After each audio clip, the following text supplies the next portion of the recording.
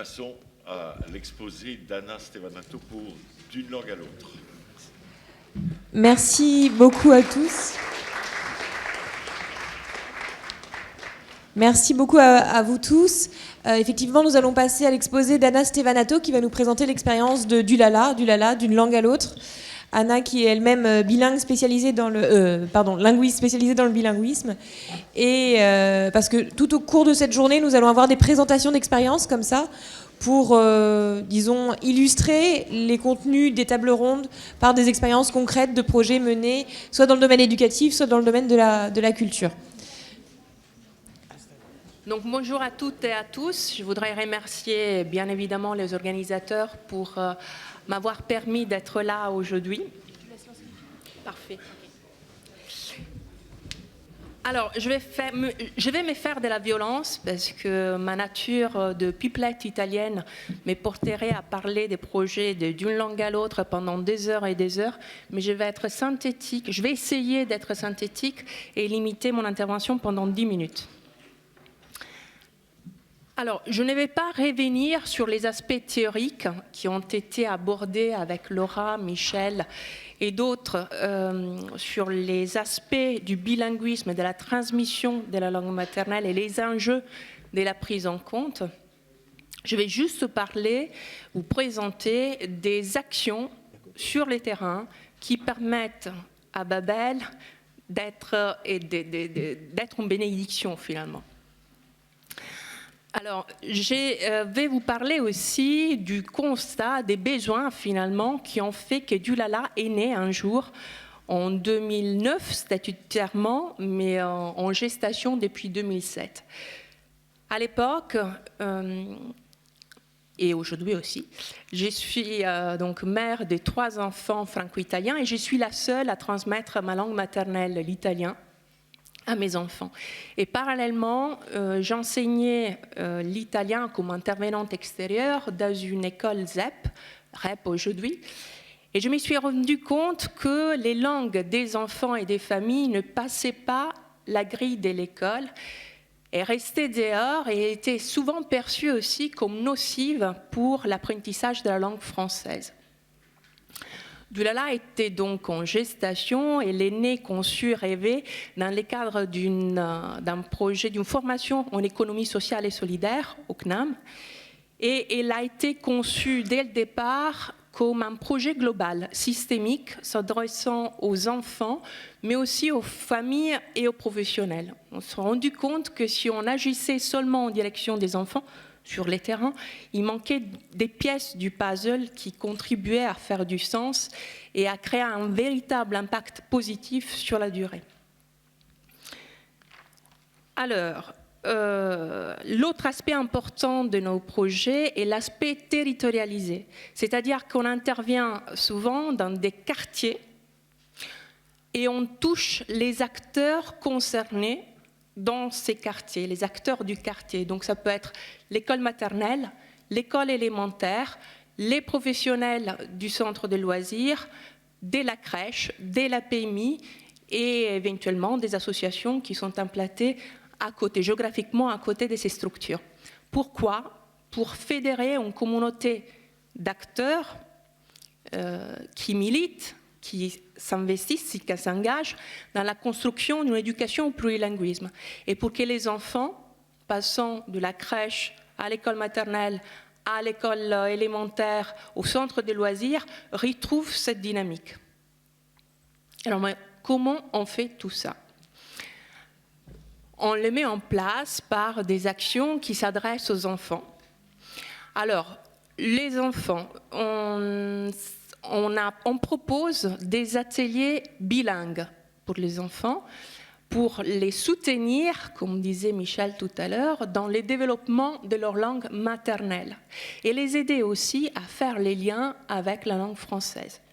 Je m'arrête là, je vous fais passer une vidéo, un microfilm qu'on a réalisé dans une école du 19e arrondissement de la ville de Paris à la demande des enseignants.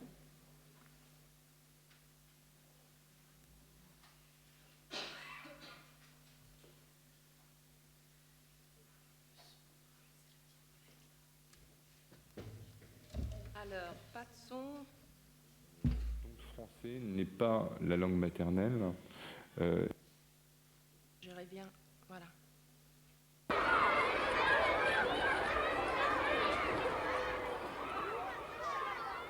Nous avons la présence d'énormément d'enfants dont le français n'est pas la langue maternelle et simplement la langue de scolarisation. Je trouve qu'il est important de faire du lien entre l'école, la langue maternelle et la langue parlée à l'école, et que parfois le lien n'est pas toujours fait par les enfants. Donc ça ne leur permet pas de mettre du sens sur ce qu'ils apprennent à l'école. Nous mettons en place des ateliers bilingues qui s'adressent à des enfants parlant ou entendant une autre langue que le français et qui sont en grande section et en CP.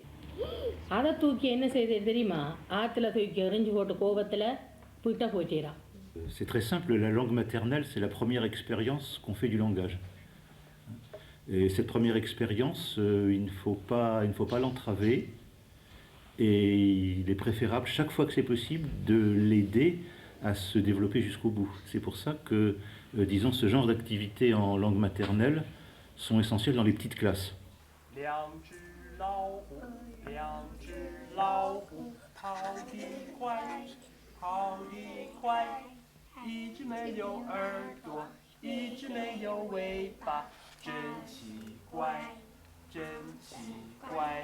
Les comptines pour une sensibilisation, une espèce de au son de la langue, l'incitation à la verbalisation pour les faire parler, les inviter à parler, des activités autour du conte, autour du schéma corporel, l'enrichissement du vocabulaire, comme on a pu voir avec les noms d'animaux, enfin, etc.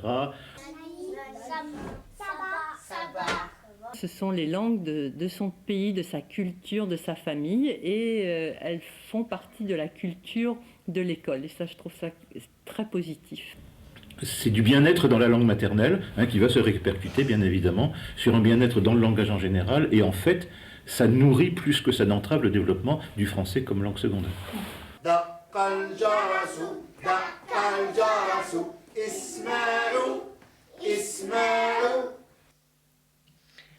Voilà, donc un projet qui est né au départ dans une école du 18e, puis il s'est dupliqué dans 2 écoles du 19e, et aujourd'hui il y a 5 écoles parisiennes qui sont mobilisées dans ces projets. Alors compliqué, hein, puisqu'il faut repérer d'abord les enfants qui grandissent avec une autre langue que le français. Il faut aussi que les enseignants soient partie prenante finalement du projet. Dans ces projets, on souhaite créer des binômes, c'est-à-dire l'intervenant de langue maternelle va travailler en partenariat avec l'enseignante ou l'enseignant qui va reprendre certaines activités en français pour autoriser, pour légitimer le passage entre des compétences, des connaissances entre une langue et l'autre. Donc au niveau logistique, je ne vous raconte pas le besoin de trouver les bons créneaux pour tout le monde, etc. Mais l'impact est plutôt positif.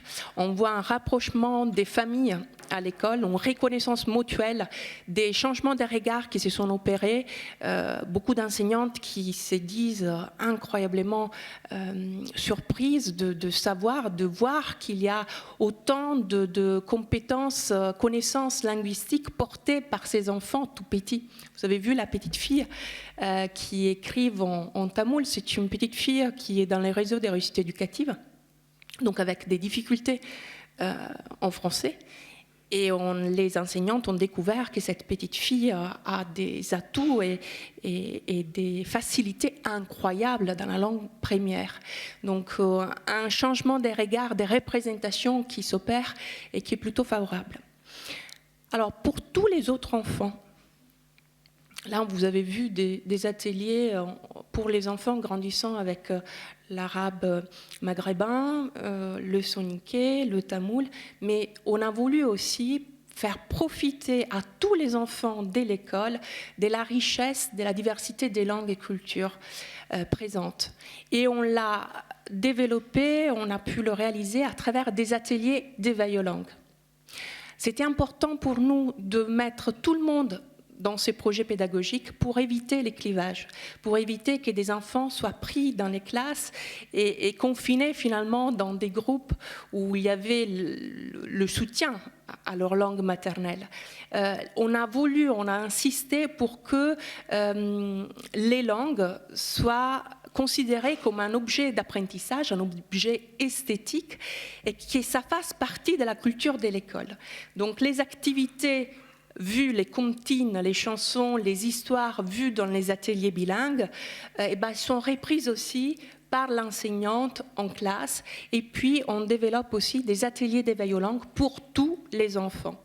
Donc des ateliers, vous avez déjà entendu ces mots tout à l'heure, des ateliers qui veulent donner les goûts des langues aux enfants très tôt, des ateliers qui vont permettre aux enfants de découvrir des sonorités dans des langues très différentes, avec des statuts très différents, les mettant donc dans un pied d'égalité, et les enfants deviennent des petits détectives qui vont à la découverte des langues, qui vont répondre à des quiz, à des questions, et qui, à travers des activités de comparaison, des réflexions, d'observation, vont améliorer aussi la connaissance de la langue française, finalement.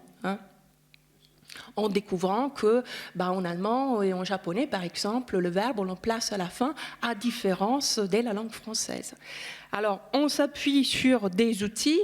Gabriella, vous l'avez dit tout à l'heure, la boîte histoire. Une boîte dans laquelle on a des objets qui composent un conte, et ces contes est placé sur une petite scène. On peut le raconter dans une langue étrangère connue par certains enfants. L'objectif est de légitimer, valoriser les connaissances des enfants, des migrants notamment. Et puis, le même récit peut être repris en français. Donc, des contes bilingues. Et puis des activités qui s'inspirent des approches plurielles, qui reprennent beaucoup de matériel qui existe déjà, le CARA, PEVLangue, etc. Mais on a aussi construit nos propres outils. On est un laboratoire aussi des créations finalement d'outils pédagogiques. Donc à partir d'albums jeunesse comme Les langues des chats et tout nouveau Sophie et ses langues, on découvre des langues, le récit s'est fait en français, mais on découvre des langues différentes, et les activités pédagogiques permettent de reprendre des passages et aller à la quête des langues, à travers des activités autour des emprunts linguistiques, par exemple, ou alors des activités autour de la biographie langagère. Voilà. Pour les professionnels, pour les familles, nous organisons également, pour toucher ces publics-là, parce que c'est extrêmement lié finalement à l'action que nous menons directement auprès des enfants, nous mettons en place des groupes de discussion, des conférences, des colloques, et puis aussi des formations, en transmettant à la fois des informations théoriques, mais également, et surtout, j'ai envie de dire, parce que notre spécialité est là, des outils pédagogiques, pour transférer des compétences, pour transférer des outils et pour qu'ils puissent mettre eux-mêmes en place ce qu'on appelle une éducation au plurilinguisme. Un petit exemple de ce que nous venons de réaliser et qui permettent finalement d'informer, de sensibiliser les grands publics autour du bilinguisme et l'éducation bilingue. Nous avons réalisé 16 vidéos courtes.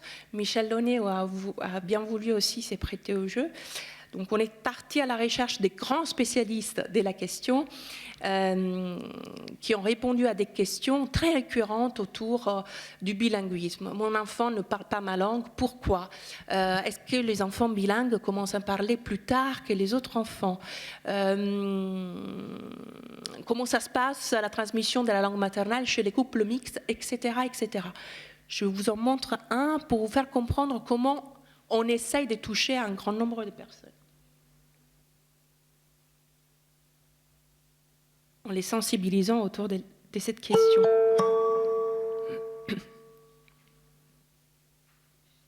Alors, de nombreux chemins mènent au bilinguisme.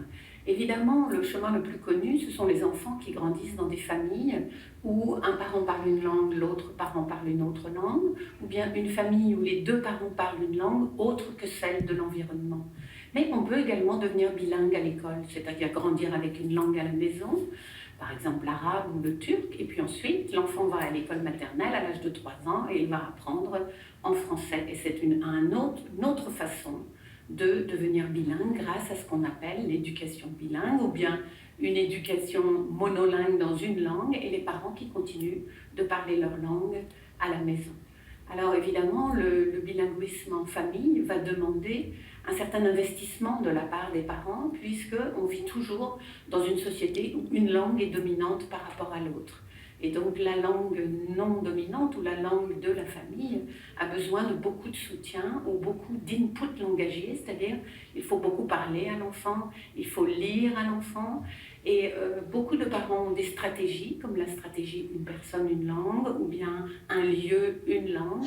Il faut savoir malgré tout que développer le bilinguisme au sein de la famille demande beaucoup d'investissement de la part des parents. Il faut une forme d'engagement, il faut lire des livres aux enfants par exemple, et les placer dans un environnement où ils vont beaucoup entendre la langue qui n'est pas la langue dominante de l'environnement.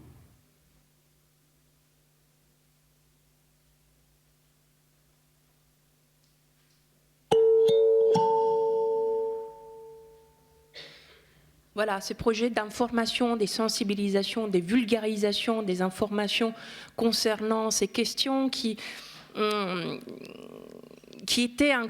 restent encore peu connues finalement par les grands publics. On est très souvent sollicité par des parents qui sont inquiets, qui se posent tout un tas de questions. Et donc à travers des vidéos comme celle-ci, on souhaite effectivement encourager, soutenir ce désir de transmission de la langue maternelle. Alors pour conclure, je dirais que des actions comme celles que je vous ai présentées existent et qu'elles se développent et sont reprises par de nombreux acteurs. Il faut qu'elles se multiplient davantage. Il faut que les acteurs se rencontrent, il faut que les milieux se croisent. Il faut encourager davantage l'ouverture des portes de l'école pour accueillir les parents, la communauté éducative autour de l'enfant. Nous avons, depuis 6 ans, fait le constat que des projets d'éducation, d'accueil du plurilinguisme permettent vraiment la confiance, de développer la confiance en soi, l'estime de soi, le rapprochement des parents, qui sont des conditions finalement pour les vivre ensemble et pour l'inclusion. Et dans une époque où les tensions identitaires et puis les replis aussi communautaires se font de plus en plus importants, violents parfois, il me semble que c'est vraiment important de donner à nos enfants les goûts des langues, les goûts de l'altérité, de la diversité, et leur permettre de devenir un jour des adultes responsables et des citoyens apaisés dans la ville-monde où ils sont menés à vivre. Merci de votre attention.